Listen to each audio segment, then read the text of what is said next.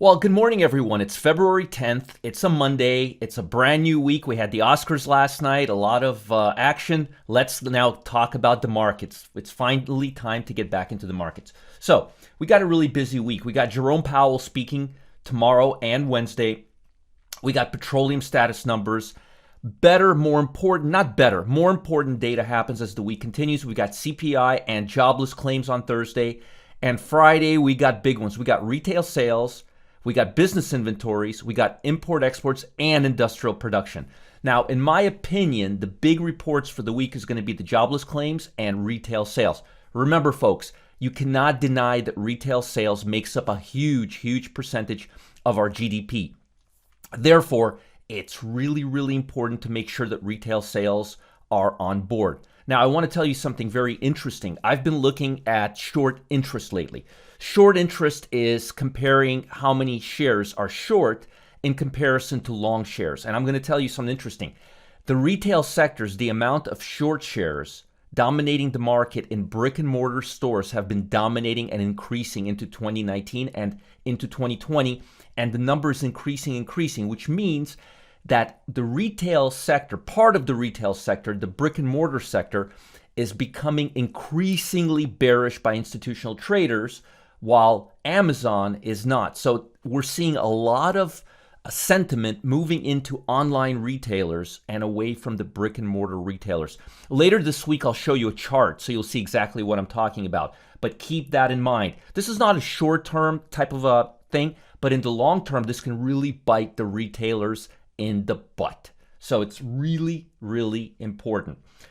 It's going to be interesting to see what Jerome Powell says in light of the coronavirus, because coronavirus is unforeseeable, and if it impacts economy, the U.S. economy, which we won't know for at least another 2 months, there may have to be another adjustment to interest rates. But as of right now, the Fed is holding still and not taking any action. But again, they're supposed to be independent from the president, but as we know, they're not. And they've been very sensitive to Trump's desires to keep rates low, which has been helping drive the stock market price higher. Now, will it continue? I don't know. But as of either yesterday or 2 days ago, we found out that we've had a 15% rise in the number of cases around the globe, and there's people infected around the world, including USA. So they're saying now that that their news on Friday that things are getting better might have been a little bit premature, which might have been a good reason why the stock market tanked late day on Friday. Now, let's talk about the stock market as a whole. We've got earnings. So far, we've had 323, which is 64% of the S&P 500 report numbers. So far, numbers have been slightly better than expected. Earnings per share, 0.3% better. Revenue, 41% better. 70% is beating, roughly 70% is beating both revenue and EPS. The problem is, and there's always a problem. When I'm concerned, there's always a problem. Remember something. About 2 weeks before earnings season started, the revisions went from being even to being negative and negative. And the earnings per share number was beaten down so low, and revenue as well, that it would have practically been impossible not to beat these numbers. So I'm taking this with a grain of salt. Now, with that said, technology was not revised as lower, and we were expecting lower numbers. So far, 86% of the technology sector is done reporting. Earnings per share is up 5.5%. Very impressive. Revenue's up 6.1%, and 87% have beaten revenue, which is very positive. Very positive. So earnings are not doing as bad. Now, the biggest factor is going to be this week, Fed and coronavirus. Coronavirus is still driving the market. As of right now, what I'm learning today is several factories, car factories, Tesla, Volkswagen, Toyota, don't quote me on, but about 5 or 7 are starting to open up again. Car factories opening up in China means more production, but the question is, how long will this last and how much will the coronavirus impact all of this? We won't really know this till the first quarter numbers are out, and that's not going to be for another 2.5, 3.5 months.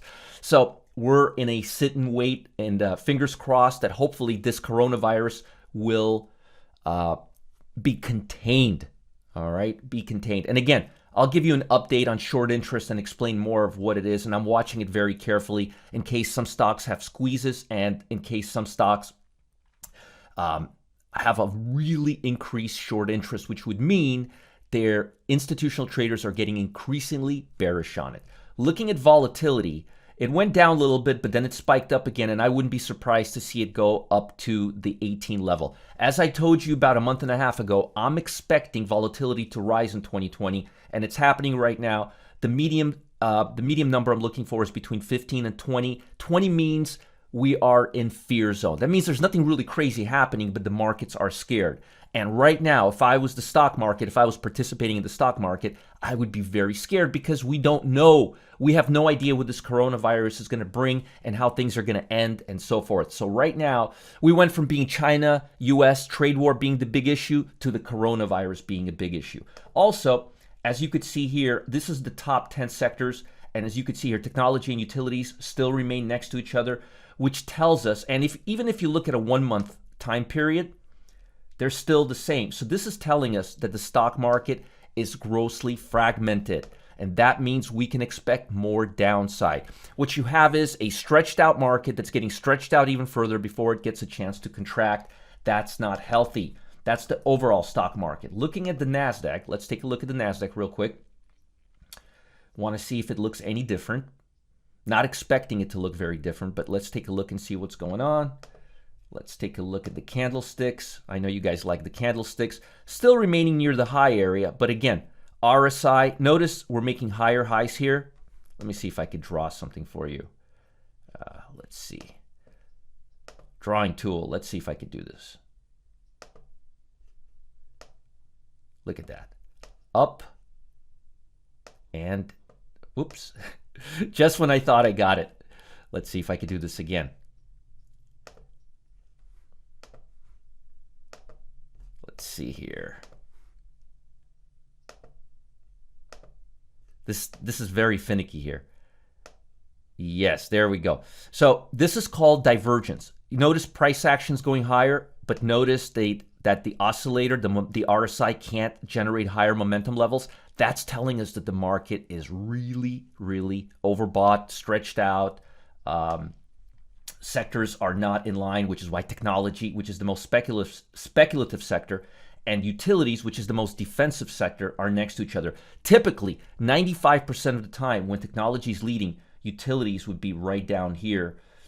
Consumer staples, utilities would be down here. Technology and consumer discretionary would be on top. So the market is all over the place. It's very, very fragmented right now. And again, if you look at the Nasdaq 100, we're seeing divergence. And if you look at the SPY, let's see here. You should see divergence as well. Yeah. See that? Higher high, lower high right here. Notice we made a higher high, but the RSI could not muster higher momentum levels. That means there's a really, really good chance that we're going to move down to the 50-day moving average before we go higher. It's almost certain. Whether it happens within the next few days or whether it happens within a week or two, I don't know, but there's a very high amount of certainty that we are going to move back in line with the average. Now, that means we should expect a little more volatility and a little more congestion over the next few sessions. Let's look at the bond market before I let you guys go. But again, everything's telling me we're going to have more volatility, more sideways choppy trading action, possibly minor downside. And again, notice the bond market's starting to come up, but again, I don't think it's going to generate too much momentum.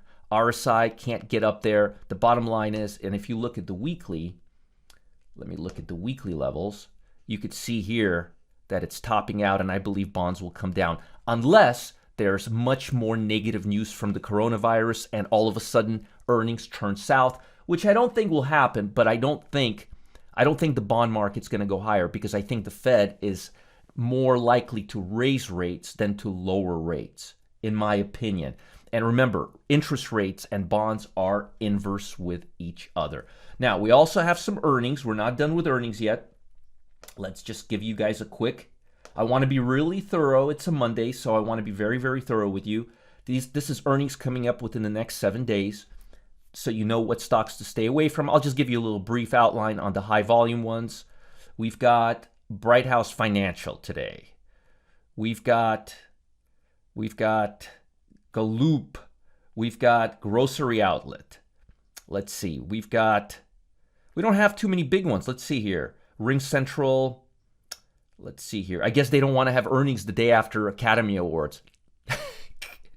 I couldn't help myself. So that's the 11th. So today we got a bunch of mid-cap stocks coming out. Not a lot of large-cap stocks. So don't expect too much volatility or volume from the large-cap market because tech is done and we're moving into smaller stocks, which is normal this time of year. As we get further into the week, we are going to see some more large caps come out, but not yet. What am I expecting? Higher volatility as per the volatility index, more upside on the VIX, which means option premiums get pricier. And when option premium gets pricier and when markets begin congesting or moving down, you know what that means. It's time for income traders to make money. And on that note, so here's what you guys need to know. It's really, really important. And I'm going to let you go in a second. But if you've been watching my videos lately, then you know I expect choppy sideways market. Now, I'm going to recommend Rob Booker's brand new automated income strategy. It's an amazing strategy. If you haven't checked it out yet, you got to do it. He just released a new batch of trades. Each one has the potential to deliver up to $1,500 before the close. I'm not kidding. These are income trades. You don't have to figure out which way the market's going to go. You don't have to be a market wizard. You simply have to figure out where the market is not going to go. And it's really, really easy. If you want to get on these trades, do it before the market closes. Follow the link below. Get in on the action immediately. Income trades, Rob Booker. Don't have to figure out market directions. Instant income in your account right away. Check out this program. Do it now. Follow the link below. Again, sideways action, higher volatility levels is the perfect time for income trading. This new automated income program is the bomb. Check it out now. You won't regret it. Instant income in your account, and there's like a 75-80% chance of keeping that money and coming out a week ahead with like $1,500, $2,000, $1,050 in just a few clicks. Follow the link now. You won't regret it. Talk soon. Bye.